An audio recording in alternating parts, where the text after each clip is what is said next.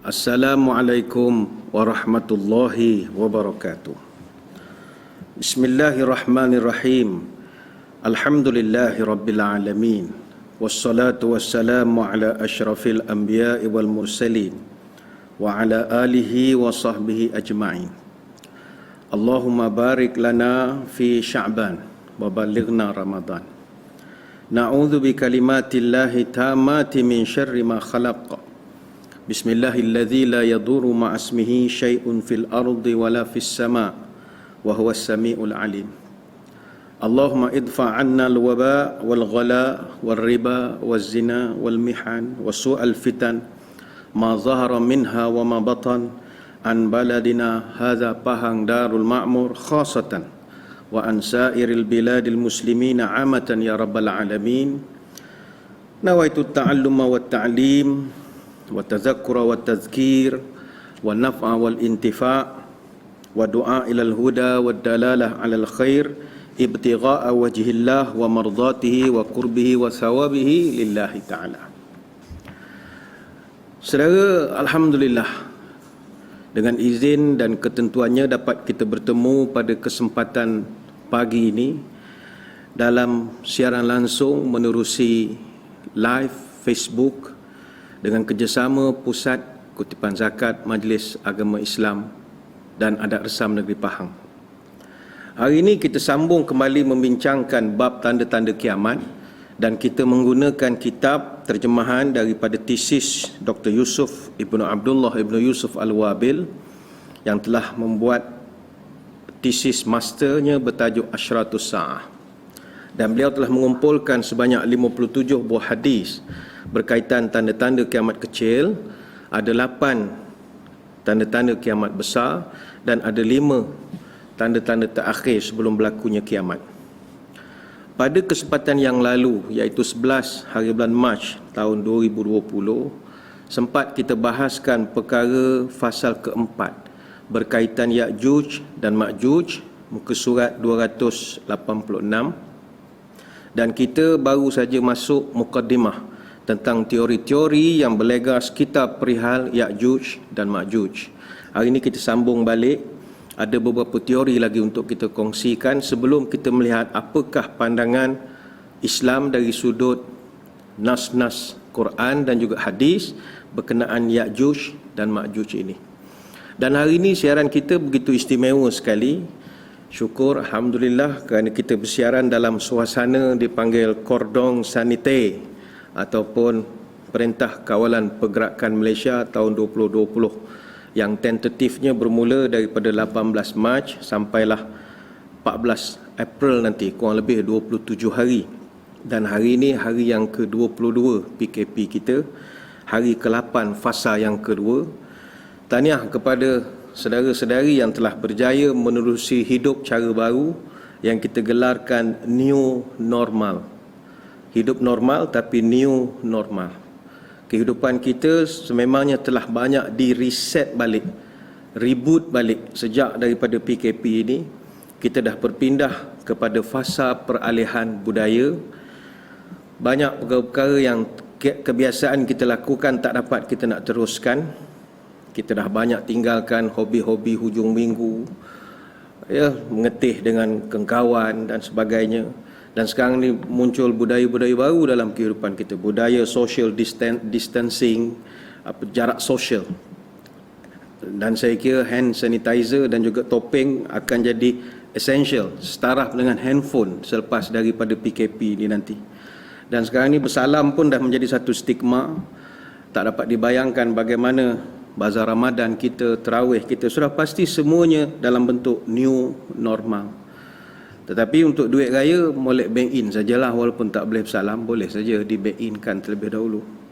Namun alhamdulillah, Allah kurniakan kepada kita orang Malaysia ini, kita ada flexibility dan juga adaptability kepada budaya-budaya new normal ini. Kita boleh comply dan kita boleh adjust. Seperti kata Perdana Menteri, when the going gets tough, the tough gets going. Sisi lain, wabak kita ini memang masih lagi mengamuk. Itu kita tak dapat nak menafikan. Sejak tersebarnya daripada negara China sekitar Disember tahun lalu, setakat semalam 6 hari bulan April jam 9.45 pagi, global death toll COVID-19 dah mencecah 75,538 kematian. Ini satu jumlah yang begitu besar dan majoritinya ada di benua Eropah. Cuma kita di Malaysia, tahniah kita ucapkan kepada Kementerian Kesihatan, setakat semalam 7 April tahun 2020, 63 kematian. Ini maknanya 1.59% daripada keseluruhan kes-kes yang positif. Dan bilangan pesakit yang sembuh dan telah discharge daripada hospital semalam saja cecah 80 kes, maka jumlah keseluruhan kita dah discharge ada 1,321 kes, lebih kurang 33.33% daripada keseluruhan 3,000 lebih kes-kes positif. Tahniah kita ucapkan kepada rakan-rakan kita di Kementerian Kesihatan. Tetapi perlu kita akui pihak KKM juga masih lagi pening juga kerana terdapat kira-kira 69 kes sporadik yang tidak kita ketahui daripada mana punca jangkitan ini. Kalau tahu punca itu tak ada masalah. Jadi kepada kita semua sebagai rakyat yang setia kepada tanah airnya, ayuh kita bantu. Caranya mudah saja, stay at home. Dan siaran kita ini juga kita akan buat secara online saja. Stay at home dan kita tengok apa yang boleh kita pelajari pada hari ini. Tuan-tuan sekalian, kita sambung fasal keempat, Ya'juj dan Ma'juj. Dalam perbahasan yang lepas, kita ada membawakan beberapa teori tentang apa asal-usul Ya'juj Ma'juj ini. Kita dah maklumkan bahawa Ya'juj Ma'juj ini adalah major sign of kiamah ataupun watak penting kronologi kiamat. Kita dah bahaskan dari sudut eskatologi, rakan-rakan kita penganut Kristian, rakan-rakan kita penganut Hindu, mereka kenal dengan watak-watak yang serupa dengan sifat Ya'juj dan Ma'juj ini. Dan kita telah bincangkan, ada yang menyebut ia sebagai manusia, Gog and Magog ini. Ada yang mengatakan Gog and Magog ini tempat, lokasi. Macam-macamlah teori-teori yang ada, dan kita seperti biasa kita bawakan semua teori ini untuk kita nak buka minda. Kemudian kita akan beritahu dari sudut Islam apakah dalil-dalilnya.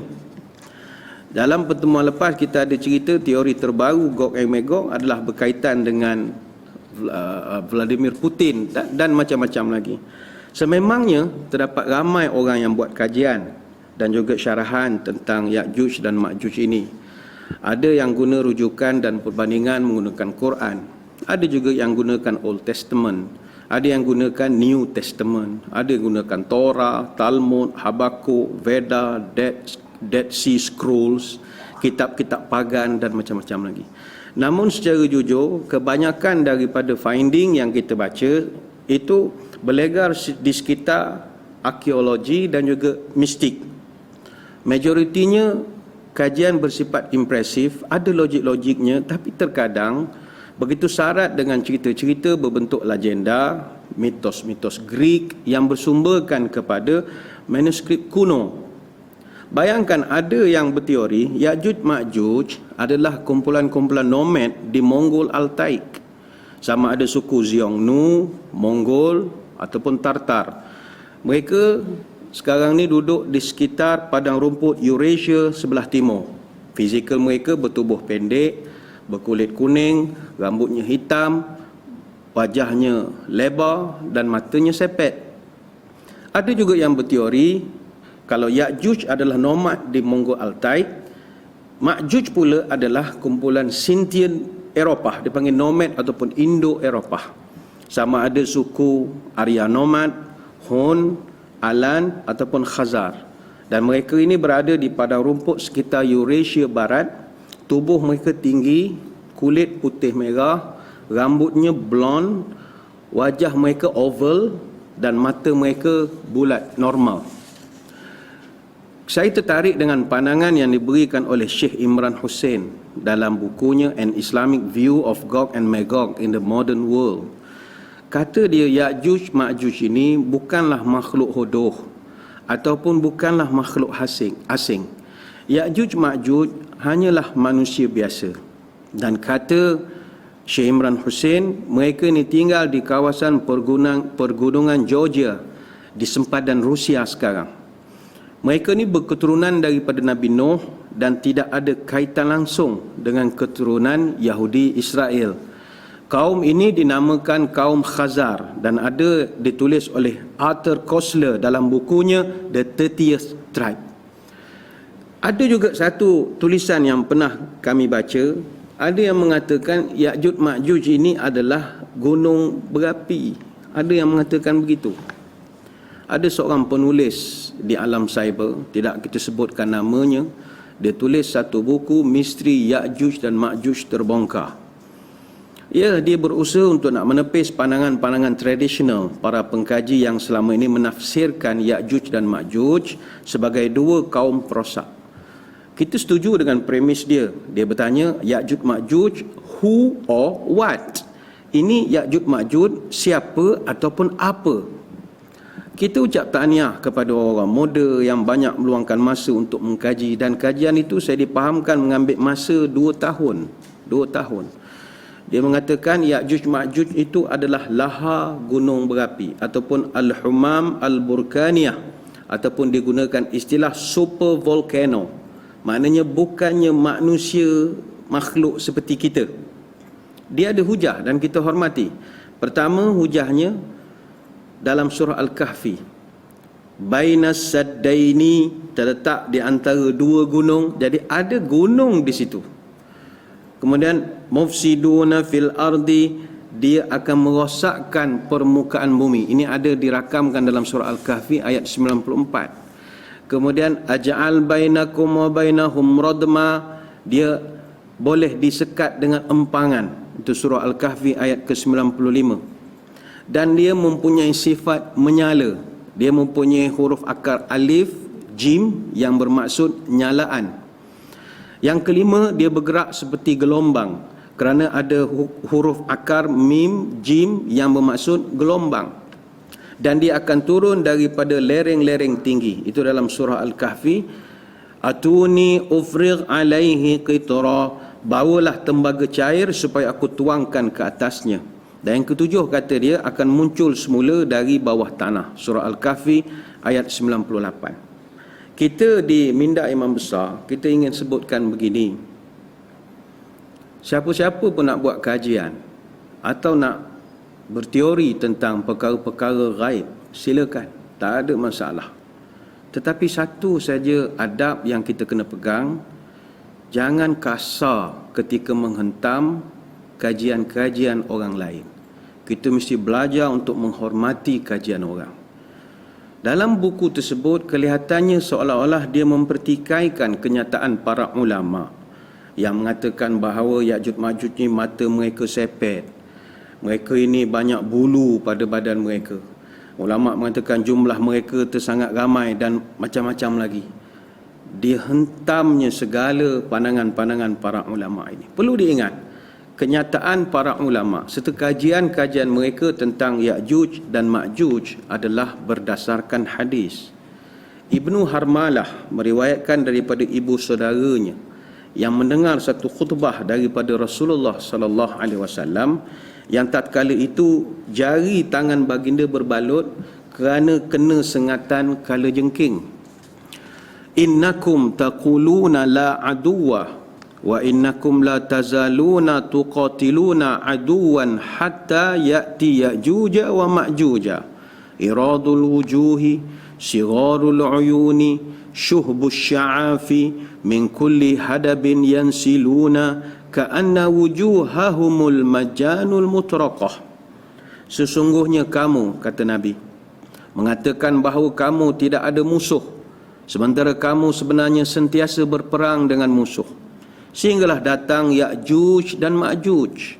Mukanya lebar, matanya sepet, rambutnya perang. Mereka datang dari setiap arah. Wajah-wajah mereka bagaikan perisai yang dilapikkan dengan kulit. Hadis dalam Musnad Imam Ahmad. Jadi hadis ini ada dalam Musnad Imam Ahmad dengan ada catatan pinggir dalam kitab Muntakhah Al-Kanz. Jadi kalau penulis-penulis, pengkaji nak mengatakan para ulama pandai-pandai saja mengatakan Ya'juj Ma'juj ni mata sepet dan macam-macam lagi, yang ini perlu kita beraluh ketika berbalah ataupun nak berdebat dengan orang. Ini tak campur lagi dengan hadis daripada riwayat Abdullah bin Amir, anna Ya'juja wa Ma'juja min waladi Adama wa annahum law ursilu ila nasi la afsadu alaihim ma'ayishahum wa la yamuta minhum ahadun illa taraka min dzurriyyatihi alfan fasa'idan. Kata Nabi, sesungguhnya Ya'juj dan Ma'juj adalah keturunan Adam, dan sesungguhnya jika mereka diutus kepada manusia, nescaya akan rosaklah kehidupan manusia, dan tidaklah salah seorang daripada mereka mati kecuali meninggalkan 1000 keturunan dari mereka ataupun lebih. Hadis ini ada dalam Minhatul Ma'bud fi Tartibil Musnad At-Tayalisi, Kitab Al-Fitan wa Alamatus Sa'ah, bab zikru Ya'juj wa Ma'juj. Jadi semuanya adalah berlandaskan kepada dalil. Kata Al-Haisami, hadis ini juga diriwayatkan oleh At-Tabrani dalam kitab Al-Kabir dan juga Al-Awsat, dan perawinya adalah thiqah, boleh dipercayai. Al-Hakim juga ada meriwayatkan sebahagian hadis ini dalam kitab Al-Mustadrak, dan kata dia ini adalah hadis sahih dengan syarat-syarat Asy-Syaikhani, iaitu Bukhari dan Muslim. Akan tapi keduanya tidak memasukkan dalam kitab mereka, dan disepakati oleh Imam Az-Zahabi. Jadi dekat mana kita nak menuduh para ulama mendaifkan pandangan bahawa Ya'juj Ma'juj adalah makhluk? Jadi nasihat kita hormati mana-mana orang yang buat kajian tentang perkara-perkara ghaib, khususnya Ya'juj Ma'juj, berkisah tentang perbezaan volcano dan super volcano. Begitu juga teori lelehan larva sejak daripada zaman Zulkarnain. Semuanya kita menghormati. Sebab itu setiap kajian orang putih panggil research. Apa makna research? Search itu mencari. Itu sentiasa ataupun kembali mencari. Artinya kajian tidak pernah habis. Dan kalau setakat 2 tahun buat kajian, itu tidak meletakkan hasil kajian itu sebagai unggul. 2 tahun belum cukup untuk menepuk dada, inilah kajian terbaik, inilah pemecah misteri yang selama ni orang tak. Jangan gunakan ayat-ayat marketing begitu. Kajian Darwin berkenaan kemonyetannya itu melebihi belasan tahun, dan puluhan tahun para pengkaji mempercayainya. Justru itu kita berlapang dada. Buat kajian, silakan. Kepada saudara-saudara yang banyak sangat teori-teori, tengok gayanya begitu hebat sekali bercerita tentang Habakuk dan macam-macam lagi, kita cadangkan saudara-saudara bentangkan kajian ini di peringkat postgraduate. Buat master, buat PhD, kualitatif boleh, kuantitatif boleh, gabungkan sekali. Buat master PhD pengambilan sepanjang tahun. Tengok macam Dr. Yusuf Wabil buat kajian tentang hadis-hadis tanda kiamat, buatkan peringkat master, lulus. Dan kita rasa banyak kajian-kajian akan kita jumpa bila orang buat ini di peringkat sarjana misalnya. Dan saya ingat tak mustahil satu hari esok orang akan ada finding Ya'juj Ma'juj ini mungkin sama macam cerita The Adventures of Shark Boy and Lava Girl, half human, half lava, dan macam-macam lagi. Kemudian terbitkan, boleh memberi manfaat kepada ramai orang. Baik, kita tengok balik muka surat 286. Kita di Minda Imam Besar Kuliah Duha kita ini, kita bincang dari sudut Al-Quran, Sunnah, dan juga pandangan ulama muktabar.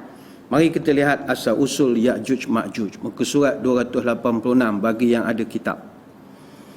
Sebelum berbicara tentang Ya'juj Ma'juj, kami melihat sangat tepat jika kita berbicara tentang asal mereka dan apakah yang dimaksud dengan kalimat Ya'juj dan Ma'juj. Baik, lafaz Ya'juj Ma'juj adalah 2 isim ajam. Maknanya dia bukan berasal daripada bahasa Arab. Ini pandangan sebahagian ulama. Ada juga yang mengatakan Ya'juj Ma'juj itu adalah dari bahasa Arab. Kalau bahasa Arab, maka 2 kalimat ini kata ulama diambil dari perkataan ajjat an-naru ajjajan iza tahabat. Api itu dikatakan ajjah, dia menyala-nyala. Ataupun dari kalimat al-ajjaj, air yang mendidih dengan amat sangat sampai menggelodok air itu, begitu panas sekali. Itu yang pertama. Ada juga yang mengatakan dia berasal daripada perkataan al-ajju, maknanya begitu cepat dia bermusuh. Yang ketiga, ada yang mengatakan ma'juj, berasal dari kalimat maja, maknanya adalah bergoyang ataupun bergoncang. Jadi kedua-duanya adalah dengan wazan yaf'ulu pada kalimat ya'juj dan dengan wazan maf'ulu pada kalimat ma'juj, ataupun dengan wazan fa'ulu untuk kedua-duanya sekali. Ini semua kalau dia dikatakan ambil daripada bahasa Arab.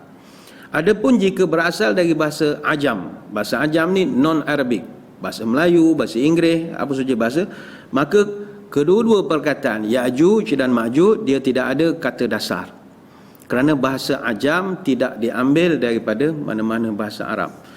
Selain itu, majoriti ulama membaca dengan ungkapan Yajuju, tak ada hamzah, Yajuju dan Majuju, tanpa menggunakan hamzah, yang berarti kedua alifnya adalah alif zaidah, tambahan sahaja. Asal kedua-dua kalimat tersebut adalah Yajaja ataupun Majaja.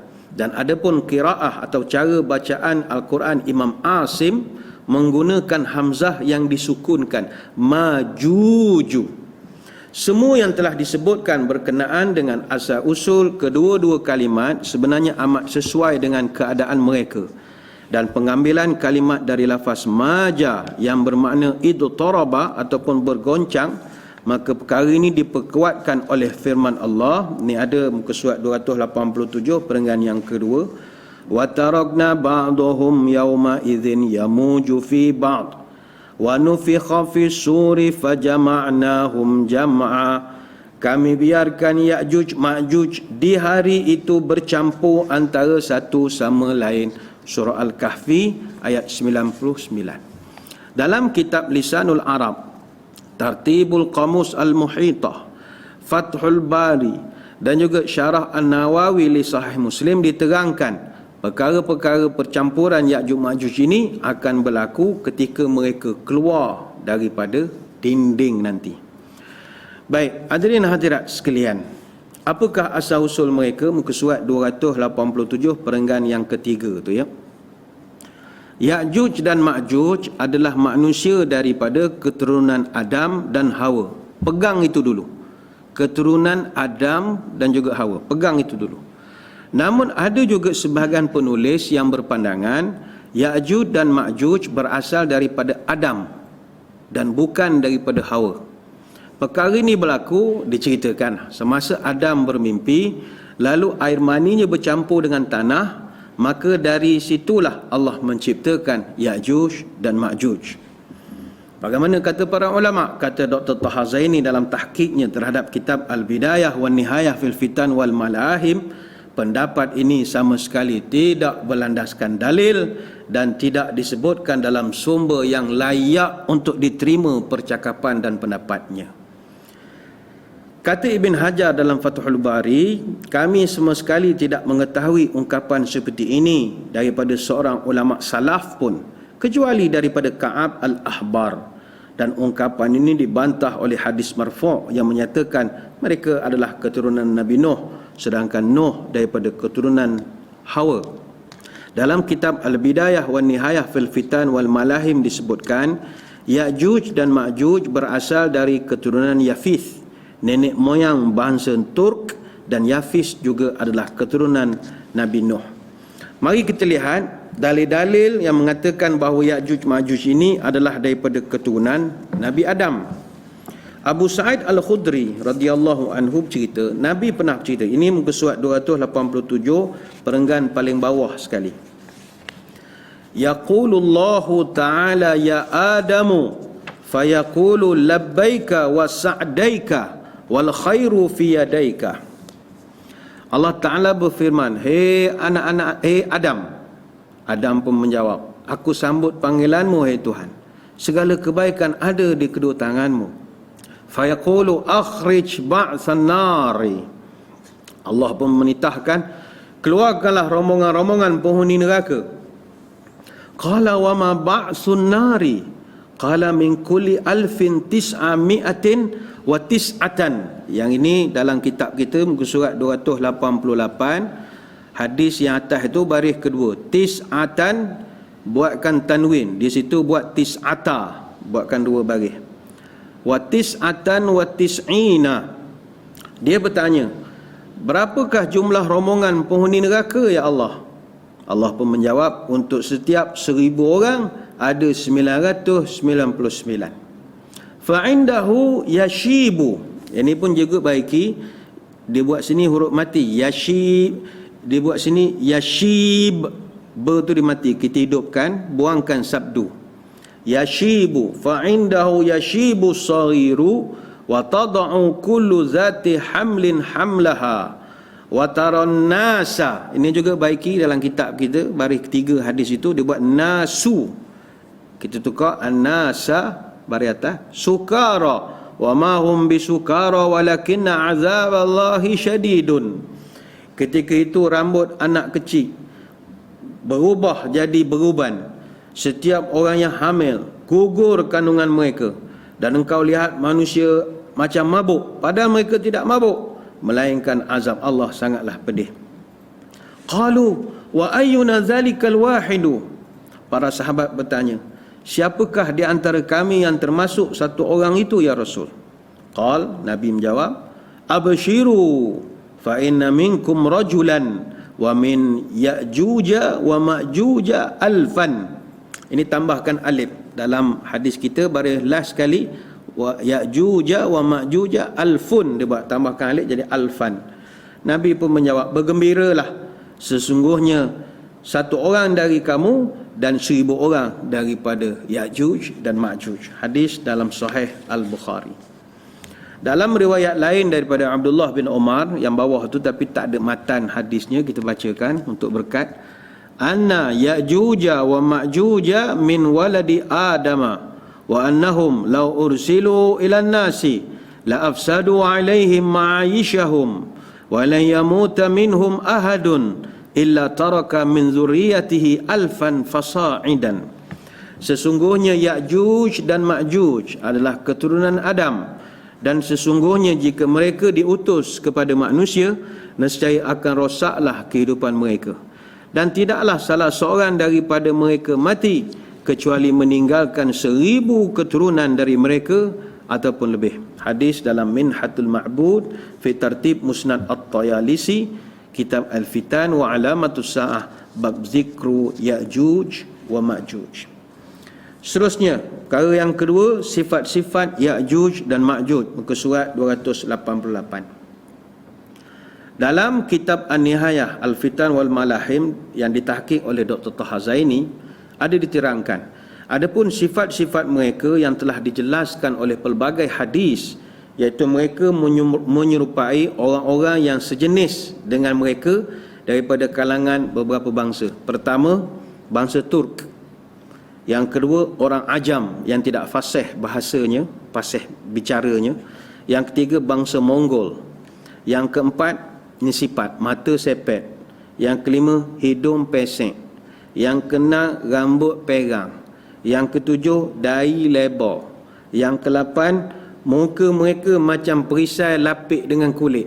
Kita tengok cerita Avengers, Captain America, dia ada perisai dia. Jadi perisainya itu melengkung. Bayangkanlah orang muka begitu. Bentuk tubuh dan warna kulit mereka mirip dengan bangsa Turk. Ibnu Harmalah meriwayatkan daripada ibu saudaranya yang mendengar khutbah Rasulullah sallallahu alaihi wasallam, yang tatkala itu jari tangan baginda berbalut kerana disengat oleh kalajengking. Yang ini kita dah bacakan matanya tadi. Dalam kitab kita muka surat 289 ini tidak ada matanya. Innakum taquluna la aduwa wa innakum la tazaluna tuqatiluna aduwan hatta ya'ti Ya'juj wa Ma'juj. Iradul wujuh, sigarul uyun, syuhbus sya'af, min kulli hadabin yansiluna ka'anna wujuhahumul majanul mutraqah. Sesungguhnya kamu berkata tidak ada musuh, sementara kamu sentiasa berperang dengan musuh. Hinggalah datangnya Ya'juj dan Ma'juj, muka lebar, mata sepek, rambut perang. Mereka datang dari setiap arah wajah-wajah mereka seperti perisai yang dilapikkan dengan kulit. Hadis dalam Musnad Imam Ahmad. Selain itu, perenggan yang kedua, muka surat 289, ada catatan dari Ibnu Hajar. Ibnu Hajar juga ada sebutkan sebahagian asar tentang ciri-ciri mereka, tetapi riwayatnya sedikit lemah. Antara yang dijelaskan dalam asar-asar tersebut, bahawa mereka ni ada 3 golongan. Pertama, satu golongan dengan tubuh seperti Al-Urs. Urs ini nama satu pokok yang sangat besar. Yang kedua, satu golongan dengan postur tubuh mereka ni 4 hasta kali 4 hasta. Tak besar mana lah. Satu hasta, jarak antara siku sampai hujung jari.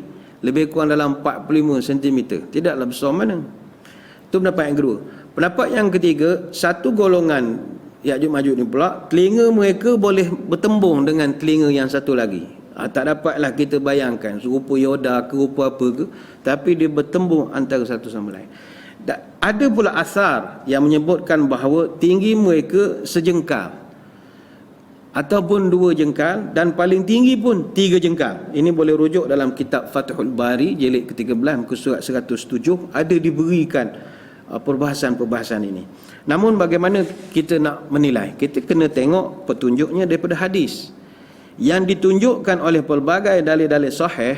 Mereka ini adalah, pertama sekali, mereka orang yang kuat. Ini pertama. Ya'juj Ma'juj very strong. Yang kedua, tak ada orang pun sanggup nak pergi bunuh dia. Orang takut dengan dia. Jadi bila Nabi sebut dia ni kuat, orang tak berani dengan dia, maka agak mustahil lah kalau tinggi mereka itu 1 jengkal ataupun 2 jengkal. Itu kita tak seram pun kalau orang tinggi sejengkal 2 jengkal ni. Tak orang penggerun lah. Dalam hadis An-Nawas bin Sam'an, ni perenggan yang keempat ada di bawah itu, Allah telah mewahyukan kepada Nabi Isa tentang keluarnya Ya'juj Ma'juj, dan tidak ada seorang pun yang akan mampu membunuh mereka. Dan Allah perintahkan Nabi Isa supaya menjauhkan orang beriman dari jalan-jalan Ya'juj Ma'juj.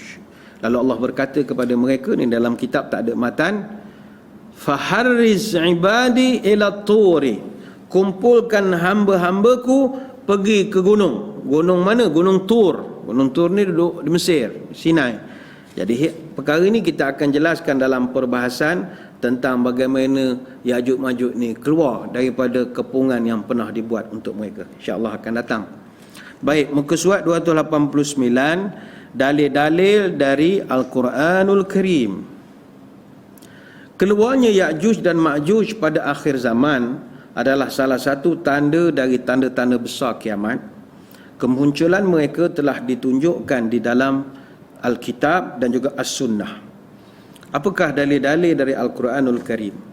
Secara umumnya, kisah Ya'juj dan Ma'juj dalam Quran direkodkan dalam surah Al-Kahfi bermula ayat 92 sampai 98. Dan kisah kebangkitan mereka pula atau kemunculan mereka nanti direkodkan dalam surah Al-Anbiya ayat 96 hingga 97. Jadi kedudukan Ya'juj Ma'juj daripada segi ada ataupun tidak, no doubt about it, sebab direkodkan dalam Quran. Dalil yang pertama, Allah Ta'ala berfirman, hatta idza futihat Ya'juj wa Ma'juj wa hum min kulli hadabin yansiluna waqtarabal wa'dul haqqu fa idza hiya syakhisatun absarul ladzina kafaru ya wailana qad kunna fi ghaflatin min hadza bal kunna zalimin. Hingga apabila dibukakan nanti tembok Ya'juj dan Ma'juj, dan mereka turun dengan cepat dari seluruh tempat yang begitu tinggi, dan telah dekatlah kedatangan janji yang benar, iaitu hari kiamat. Maka tiba-tiba terbeliaklah mata orang-orang kafir. Mereka berkata, aduhai cilakalah kami, sesungguhnya kami adalah dalam kelalaian tentang perkara ini, bahkan kami adalah orang-orang yang zalim. Surah Al-Anbiya ayat 96 sampai 97. Dalil yang kedua, muka surat 290, Allah Ta'ala berfirman, ini dalilnya begitu panjang sekali. Kita ambil mana yang kita nak bincangkan saja, iaitu daripada surah Al-Kahfi ayat 92 sampai 99. Qalu ya dzal qarnaini inna ya'juj wa ma'juj mufsiduna fil ard fahal naj'alu laka kharjan ala an taj'ala bainana wa bainahum sadda. Mereka berkata, "Hei Zulkarnain, sesungguhnya Ya'juj dan Ma'juj itu adalah orang-orang yang buat kerosakan di muka bumi. Maka sudikah kamu kalau kami berikan satu bayaran supaya kamu buat dinding antara kami dengan mereka?" Ini panjang ayat ini, surah Al-Kahfi ayat 92 hingga 99. Cuma bila menyebut tentang Zulkarnain dalam ayat ini, Allah Ta'ala rekodkan satu nama, Zulkarnain. Maka muncullah nama Zulkarnain ini yang menjadi banyak teori-teori yang dibincangkan oleh orang-orang yang suka mengkaji perkara eskatologi ini. Dia punca mula kisah Zulkarnain ini adalah pertanyaan sekelompok musyrikin kepada baginda Nabi. Wa yas'alunaka an dzil qarnain, surah Al-Kahfi ayat 83. Mereka bertanya kepadamu wahai Muhammad tentang Zulkarnain. Orang musyrikin daripada Mekah, dia datang ke Madinah, dia tanya 3 perkataan. Tentang roh, tentang pemuda penghuni gua Ashabul Kahfi, dan yang ketiga tentang Zulkarnain. Hak tukang cocok untuk musyrikin bertanya soalan ni adalah pendeta-pendeta Yahudi. Sebab diorang memang terror bab ni. Cerita Zulkarnain, cerita Ashabul Kahfi itu kan zaman lama sebelum daripada Nabi lahir lagi. Sebab itulah cerita Zulkarnain banyak direkodkan dalam kitab Taurat. Termasuklah hal-hal Ya'juj dan Ma'juj, atau kita bincang Gog and Magog itu. Banyak dalam kitab Taurat. Jadi dia nak sudi ke Nabi kita, dia nak menengok, kalau Muhammad ni betul-betul Nabi original, bukan spicy, takkan dia tak boleh jawab. Takkan tak ada wahyu. Sebab rekod ada pada mereka. Iaitu Allah Ta'ala firman, wa yas'alunaka an dzil qarnain, mereka bertanya pada Muhammad tentang Zulkarnain. Maka teringat saya tuan-tuan, ada satu peristiwa pernah berlaku pada Nabi pasal fataral wahyu. Fataral wahyu ini adalah perbahasan ulama tentang Nabi pernah putus wahyu. Nabi putus wahyu dan Nabi begitu down ketika itu. Nabi ni putus wahyu, macam kita WhatsApp tak berfungsi lah, seolah begitulah, tak ada mesej, tak ada benda tu, orang hantar biasa hijau belaka WhatsApp group misalnya. Tapi hari ni daripada pagi sampai sekarang 10 lebih tak ada menyala hijau seorang pun. Kita sudahlah, kena remove ke kawan ni. Kita ada perasaan begitu. Nabi tak dapat wahyu, dia susah hati. Nabi pernah kena fadarul wahyu, disekat wahyu untuk beberapa tempoh. Apa sebab ianya berlaku? Ini kait dengan cerita Zulkarnain. Ceritanya begini, satu hari kaum Quraisy musyrikin, dia utus An-Nadar bin Al-Harth dan juga Al-Uqbah bin Mu'ith pergi ke Madinah. Sampai sana dia nak buat kajian siasatan tentang Nabi kita. Dia orang pergi jumpa satu pendeta Yahudi, bincang macam mana Muhammad begini-begini ni. Dia orang pun tanya, "Pakcik, kami nak tahu, macam mana kami nak tahu ni Muhammad ni seorang Nabi betul? Ataupun macam mana nak bezakan dia ni Nabi ataupun penipu saja, dia nak jawatan saja?" Pendeta Yahudi ni kata begini, "Awak pergi kat Muhammad, tanya dia 3 perkara. Kalau dia dapat jawab, confirm dia Nabi betul. Kalau dia tak dapat jawab, dia tu mengaku sajalah, claimant saja." 3 soalan tadi tentang Zulkarnain, tanyakan tentang Ashabul Kahfi, tanyakan tentang roh.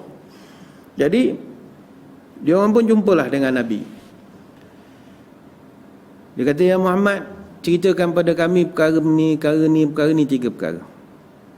Nabi ketika itu dia kata, "Tak apalah, saya hari ni sibuk sikit. Esok datang boleh?" Yalah, esok kami datang. Esok orang tu datang.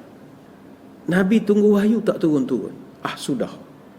Takkan Tuhan tak tolong bagi jawapan ni? Talian hayat tak ada ni. Nabi tak akan jawab dari segi pemikiran dia. Dia mesti daripada wahyu. Sampai petang tak ada. Hari esok tak ada. Lusa tak ada. Sampai orang-orang Quraisy mencemuh Nabi. Darat cetong. Darat setarang barah. Ngaku jadi Nabi. Tanya 3 soalan tak boleh jawab. Orang hentam dia. Nabi ketika itu malu, gundah gulana, sedih sebab tak dapat nak beri satu jawapan yang tuntas kepada persoalan daripada puak-puak Quraisy. Hanya pada hari ke-15 barulah Jibril alaihissalam datang bawa wahyu. Tapi wahyu ni bukannya menjawab 3 soalan, tapi menegur Nabi sallallahu alaihi wasallam. Wala taqulanna li syai'in inni fa'ilun dzalika ghada illa an yasha Allah wadhkur rabbaka idza nasita wa qul asa an yahdiyani rabbi la aqraba min hadza rasyada. Muhammad, jangan sekali-kali kamu mengata nak buat sesuatu hari esok kecuali menyebut insya-Allah. Dan ingatlah, tersebutlah nama Tuhanmu kalau engkau lupa, dan katakanlah mudah-mudahan Tuhanku memimpin dengan memberi petunjuk yang lebih terang daripada ini. Surah Al-Kahfi ayat 23 sampai 24. Rupanya Allah Ta'ala tegur Nabi kerana dia tak ucapkan insya-Allah. Jadi bila dia ditanya soalan, patutnya lah dia kata insya-Allah. Kawan jawab esok, datang hari esok, terlepas pandang. Itu bukan satu dosa bagi Nabi, tapi adab Allah Ta'ala mengajar. Jangan overconfident. Dan bukan Nabi kita saja, Nabi Sulaiman alaihissalam juga pernah kena perkara yang sama. Kata Abu Hurairah radhiyallahu anhu, Nabi pernah bercerita, qala Sulaiman bin Daud alaihi wassalam, la atufanna laylata bi mi'ati imra'atin talidu kullu imra'atin ghulaman yuqatilu fi sabilillah.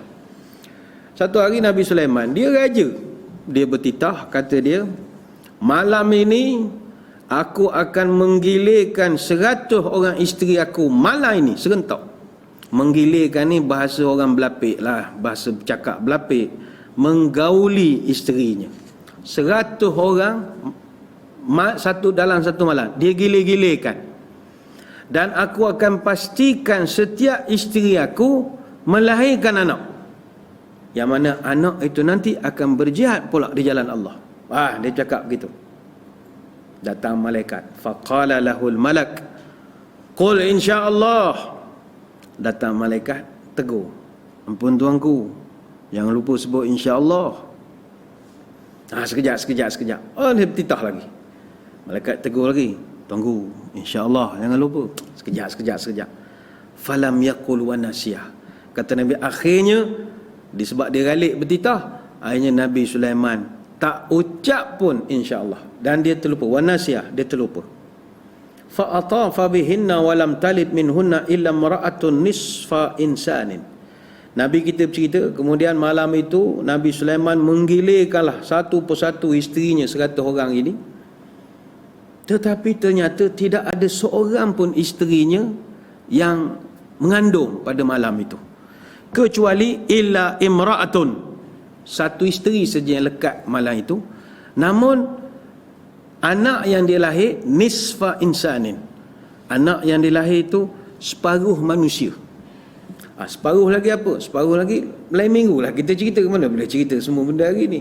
Anaknya itu separuh manusia, separuh tu tak diceritakan. Maka kata Nabi kita, lau qala insya'allahu lam yahnas wa kana arja li hajatih. Kalaulah Nabi Sulaiman malam tu dia sebut insya-Allah, nescaya Allah akan berikan 100 orang isterinya mengandung belaka malam itu. Hadis riwayat Bukhari dan Muslim. Sebab itu pelajaran juga untuk kita, insya-Allah, jangan lupa insya-Allah. Cakap, janji, manifesto atau apa saja mesti insya-Allah. Ni ramai orang tengah susah minta bantuan daripada yang berhormat, daripada masjid, daripada NGO. Kalau ada, cakap insya-Allah bagi. Ini tak ada, di insya-Allah kan. Itu kan membohong namanya. Ataupun kalau benda itu memang dapat diberi pun, sebut insya-Allah. Mana tahu tak dapat nak keluar, takut ada enhanced movement control, tak boleh keluar langsung, kan jadi susah. Mesti ada insya-Allah. Selesai cerita berkenaan tentang Nabi ditanya tentang Zulkarnain. Baik, siapa sebenarnya Zulkarnain ini?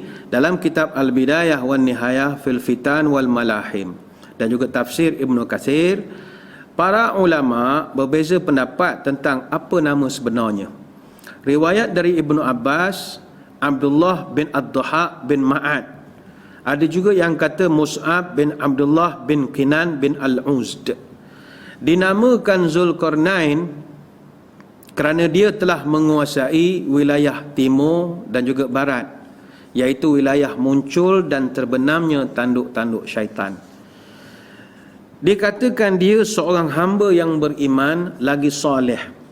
Dia bukanlah Zulkarnain al-Iskandari al-Maqduni al-Misri yang terkenal, tapi sebenarnya itu adalah kafir, sebab dia datang lebih belakang, lebih akhir selepas daripada Zulkarnain yang namanya direkodkan dalam Quran. Jarak waktu antara kedua mereka ini, antara Zulkarnain dengan Zulkarnain al-Iskandari al-Maqduni al-Misri itu, jarak mereka 2000 tahun. Dia punya gap jauh sangat. Apakah dalilnya? Dalil yang menunjukkan keimanan beliau adalah dia selalu memanggil-manggil Tuhannya, Rabbnya. Ini menunjukkan penghambaannya kepada Allah, dan berulang kali dia mengucapkan Tuhan, Tuhan. Allah Ta'ala rekodkan, qala hadza rahmatun min rabbi fa idza jaa wa'du rabbi ja'alahu dakka wa kana wa'du rabbi haqqan. Zulkarnain berkata, inilah dinding rahmat dari Tuhanku, maka apabila sudah datang janji Tuhanku, dia akan menjadikannya hancur luluh, dan janji Tuhanku itu adalah benar. Makanya Zulkarnain yang termaktub dalam surah Al-Kahfi bukanlah Iskandar Zulkarnain ataupun Alexander the Great, penguasa Makedonia. Jangan kita kaitkan. Ini pendirian kita di minda Imam Shah. Zulkarnain dalam surah Al-Kahfi adalah seorang Muslim. Adapun Alexander the Great itu musyrik. Timbul perbahasan, adakah dia seorang nabi ataupun bukan? Al-Imam Al-Hakim dalam Al-Mustadrak riwayatkan satu sabda Nabi, ma adri at-tubba'u anbiya'an kana amla wa ma adri Zulkarnain anbiya'an kana amla wa ma adri al-hududu kafaratun li ahliha amla. Kata Nabi, dalam hidup aku ni, kata Nabi, ada beberapa perkara aku tak sure, aku tak berapa pasti, tak tahu yes or no. Ada beberapa perkara aku tidak pasti, adakah Tubak adakah dia ni seorang nabi ataupun bukan. Begitu juga aku juga tidak pasti apakah Zulkarnain itu seorang nabi ataupun bukan.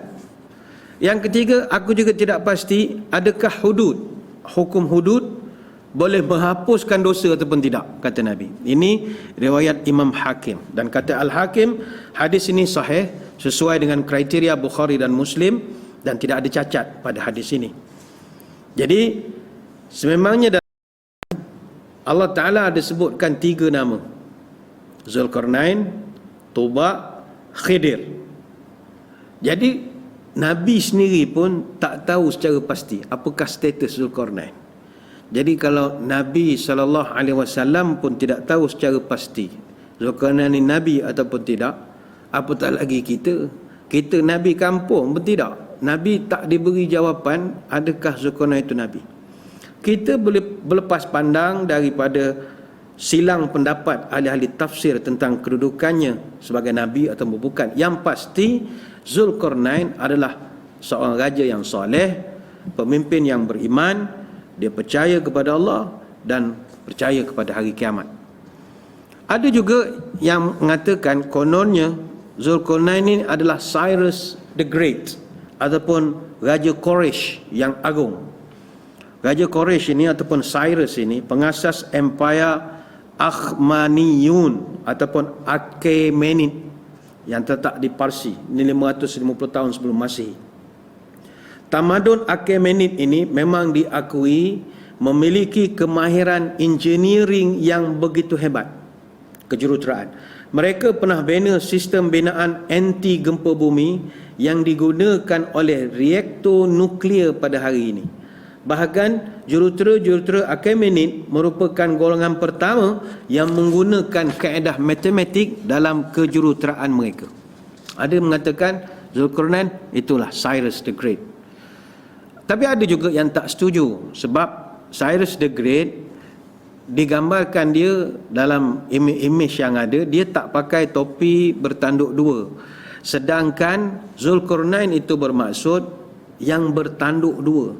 Sebab tanduk adalah topi raja-raja zaman dulu. Jadi teori tentang Cyrus the Great itu kita tak terima. Seterusnya saudara, firman Allah, summa atba'a sababan hatta idza balagha baina saddaini wajada min dunihima qauman la yakaduna yafqahuna qawla. Kemudian Allah ceritakan Zulkarnain ini dia menempuh satu jalan hingga ketika dia sampai di antara dua gunung. Didapati di belakang kedua gunung itu satu kaum yang hampir tidak difahami perbicaraan mereka.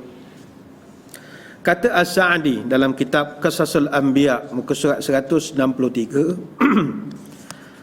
ahli tafsir dan para ulama sejarah sepakat mengatakan kedua-dua gunung itu adalah deretan pergunungan besar yang tinggi sambung menyambung di sebuah tempat yang luas. Ianya sebuah dataran tinggi sampai ke laut sebelah timur dan juga barat di Turki. Mereka cuma berselisih pendapat tentang, pertama, rangkaian gunung-gunung Tai. Yang kedua, gunung-gunung yang bersambung dengan tembok besar China di sebelah sepadan Mongolia, atau apakah gunung itu termasuk rangkaian gunung-gunung Kafkas ataupun kita panggil Kaukasus, ataupun yang sekitarnya di daerah Azerbaijan. Yang ini kita akan ada perinciannya kemudian. Dan mereka ini juga bercakap dengan bahasa yang tidak difahami oleh orang. Kita bahasa,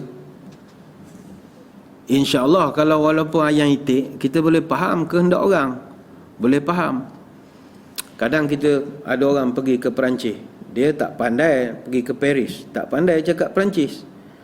Tapi kadang apa orang Perancis tu bercakap, rasanya kita faham. Mana takkan tak faham, minta pasport. Mana ni kita tahu kehendak dia. Tapi digambarkan Ya'juj Ma'juj ini, bahasa mereka ni bahasa yang tak boleh nak tangkap. Kita kalau jumpa orang Cina, dengar dia bercakap pun kita tahu dia ngata kita ke, dia nak mahal ke, kita ada geruh. Tapi kalau Ya'juj Ma'juj ini bahasanya itu memang tak faham. Ada bahasa dalam dunia orang tak faham? Ada. Bahasa yang kita dengar tak faham sikit habuk, tak boleh tangkap dia cerita apa. Sebagai contoh, kalau tengok ada satu kartun Minions, saya pun Minions ni banyak misteri dia. Kartun Minions digambarkan sekelompok makhluk kuning yang kecil, kan ada ulama mengatakan tinggi secengkal, dua jengkal, tiga jengkal. Dan mereka ni pula bercakap bahasa yang tak ada orang faham. Togalino potatoni gani balog dan baba banana yo plano hola panono banana likanubitala, tak tahu apa dia cakap. Yang faham tuan dia tu je orang hidung mancung tu je faham cakapan dia, orang lain memang tak faham. Dia ada bahasa yang memang kita tak faham langsung. Jadi Ya'juj Ma'juj ni memang bahasa je tak ada orang tahu. Disebutkan Gunung Kafkas. Gunung Kafkas ini banjaran Gunung Caucasian, merupakan asalnya di satu fracture, satu rekahan, sebagaimana geological fault line lah, kita panggil dari segi ilmu geologi. Ia adalah pembahagi bukan saja daripada sudut geografi dan juga budaya etnik, malah juga dari sudut geopolitik. Di dalam kawasannya terdapat kaum yang ganas dan membuat kerosakan, ataupun bangsa Mongol yang kita kenal di sebelah kawasan utara, yang menyebabkan tembok besar Cina itu dibina. Dan begitu juga tembok Hadrian, ataupun kita panggil Roman lines, satu border defense of delimiting system of ancient Rome. Nanti kita akan bincangkan di seluruh dunia, tanpa kita sedar, gunung-gunung yang Allah Ta'ala buat ni ada sebab. Ada sebab. Termasuklah juga tembok-tembok yang dibina oleh manusia. Tembok besar China, tembok Hadrian ataupun Roman lines ini. Apa sebab semua tembok-tembok itu dibina? Ada sebab. Balik kepada Gunung Kafkas, di mana lokasinya? Kafkas ini Gunung Caucasus, bahagian tengah Greater Caucasus Mountains, iaitu di kaki Gunung Kazbek. Terletak di utara Georgia sekarang, iaitu sebelah selatan negara Rusia. Kawasan ini dikenali sebagai Darial Pass ataupun lorong Darial ataupun Daryal. Dulu lorong ini dikenali sebagai Gerbang Allen ataupun Gerbang Caucasia ataupun Gerbang Iberia. Ketinggiannya 3,950 kaki ataupun 1,204 meter daripada aras laut, dan kedudukannya terletak berdekatan dengan Sungai Terek. Terdapat satu jalan tentera Georgia yang melintasi lorong ini. Dan ramai pengkaji mengakui di Georgia ada satu timbunan besar tembok yang dibuat daripada besi bercampur tembaga di Bukit Kaukaz ataupun Caucasian Mountain. Keadaan bukit itu curam, memanjang daripada Laut Hitam sampailah Laut Kazuen, dan dia menghubungkan antara dua laut ini. Panjangnya lebih kurang dalam 1,200 km. Kemudian Allah sambung lagi cerita. Qalu ya dzal qarnaini inna ya'juj wa ma'juj mufsiduna fil ard fahal naj'alu laka kharajan ala an taj'al bainana wa bainahum sadda. Kita garis bawakan perkataan sadda. Penduduk sekitar negeri itu berkata, "Hei Zulkarnain, sesungguhnya Ya'juj Ma'juj itu makhluk yang membuat kerosakan di muka bumi. Bolehkah kami membayarmu upah supaya engkau buatkan dinding penghalang antara kami dengan mereka?" Qala ma makkinni fihi rabbi khairun fa'inuni biquwwatin aj'al bainakum wa bainahum radman atuni zubaral hadid. Zulkarnain berkata, apa yang telah dianugerahkan Tuhanku kepadaku lebih baik daripada upahmu. Bantu aku dengan kekuatan manusia dan juga alat-alat supaya aku dapat buatkan dinding penghalang antara kamu dengan mereka. Berikan atuni zubarul hadid, beri aku besi-besi. Jadi Zulkarnain buat FOC lah, dia bantu. Hatta idza sawa bainas sadafaini qalam fukhu, hingga ketika potongan besi itu telah terpasang sama rata dengan kedua puncak gunung itu, Zulkarnain pun berkata, anfukhu, tiuplah api itu. Hatta idza ja'alahu naran qala atuni ufrigh alaihi qitra. Ketika besi itu sudah menjadi merah seperti api, dia pun berkata, berilah aku tembaga yang mendidih supaya aku tuangkan ke atasnya besi panas itu. Famastata'u an yazharuhu wa mastata'u lahu naqban qala hadza rahmatun min rabbi. Maka mereka, iaitu Ya'juj dan Ma'juj, tidak dapat mendakinya dan tidak dapat pula membuat lubang padanya. Fa idza jaa wa'du rabbi ja'alahu dakka wa kana wa'du rabbi haqqan. Zulkarnain berkata, dinding ini adalah rahmat dari Tuhan, maka apabila janji Tuhan sudah datang, dia akan hancurkan dinding ini, maka janji Tuhanku itu adalah benar. Wa tarakna ba'dhum yawma idzin yamuju fi ba'd wa nufikha fi suri fajama'nahum jam'a. Kami biarkan Ya'juj Ma'juj itu pada hari tersebut bercampur antara satu sama lain. Kemudian aku tiupkan sangkakala dan aku kumpulkan mereka semuanya. Surah Al-Kahfi ayat 92 sampai 99. Ayat-ayat ini menunjukkan bahawa Allah memudahkan Zulkarnain yang merupakan seorang raja yang soleh untuk membangunkan sebuah dinding yang besar supaya menjadi penghalang bagi Ya'juj Ma'juj yang telah melakukan kerosakan di muka bumi. Nanti apabila telah datang waktu yang ditentukan dan kiamat telah begitu dekat, maka dinding tersebut akan terbuka dan Ya'juj dan Ma'juj akan keluar dengan sangat cepat, jumlah yang sangat banyak, dan tak ada orang yang mampu menghadapinya. Mereka kelak akan bercampur di tengah-tengah manusia dan mereka akan buat kerosakan di muka bumi. Dalam 3 buah kitab tafsir, iaitu tafsir At-Tabari, tafsir Ibn Kathir, tafsir Al-Qurtubi, menyatakan ini adalah salah satu dekatnya tiupan sangkakala, hancurnya dunia dan berlakunya kiamat, sebagaimana akan dijelaskan dalam beberapa hadis yang sahih. Perkara ini kita akan bincangkan lebih lanjut pada kesempatan akan datang insya-Allah. Kerana dalam membincangkan tentang Ya'juj dan Ma'juj ini, kita perlu melihat juga bagaimanakah hadis menunjang ataupun bercerita tentang persoalan Ya'juj dan Ma'juj ini. Saya kira sekadar itu saja perbahasan kita untuk minggu ini. InsyaAllah pada minggu hadapan kita akan sambung menceritakan tentang Ya'juj Ma'juj daripada sudut dalil-dalil daripada hadis pula. Jadi sekadar itu, sama-samalah kita berdoa kepada Allah.